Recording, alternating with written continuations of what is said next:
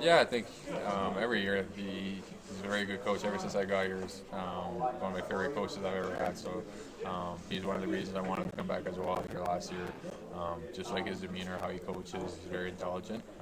And yeah, like you said, 49 different players. We had some lineups where you're kind of looking down and up, and it's a little different. And yeah, so he's done a very good job. All the staff have done a good job all year to kind of keep it where it has to be. And obviously, we got some help after the deadline and kind of took off.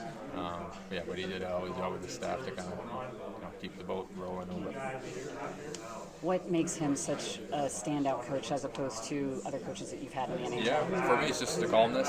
He gets his point pretty straightforward, where he doesn't have to scream at you. You kind of understand. My biggest thing, just coming from last year, from being on our team for 6 years, wasn't many gray areas right away. You kind of know what you have to do. The team knows what they have to do, and he kind of puts those points there, and you kind of execute them. And if you don't, you don't. But yeah, he's been very calm on the bench, which I like. There's not much panic from any of our coaches.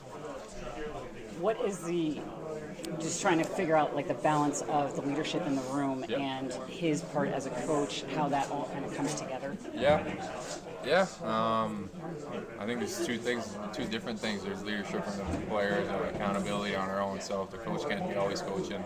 You look at some teams, sometimes you feel like the coach isn't even coaching. Like Paul Maurice kind of said, he's kind of just behind the bench, and you know what you have to do. You know our expectations, how we play.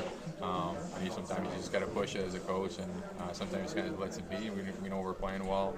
He's not really adjusting anything. He's just making sure we're staying on top of what we have to do, and that's why I like about his calmness. There's not much screaming, panicking.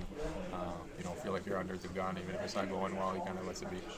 So would you say that the coach makes a good leadership team Oh, or for helps? sure. Yeah, well, for sure. He's on top. He's the one leading the boat a little bit. But as players too, you have to be a coach as well in the room. You're allowed to adjust on stuff. You're allowed to talk about plays. Obviously, the guys Landy and Nate, they speak a little bit more on that stuff. And we have leadership in the group as players. We have leadership up there too.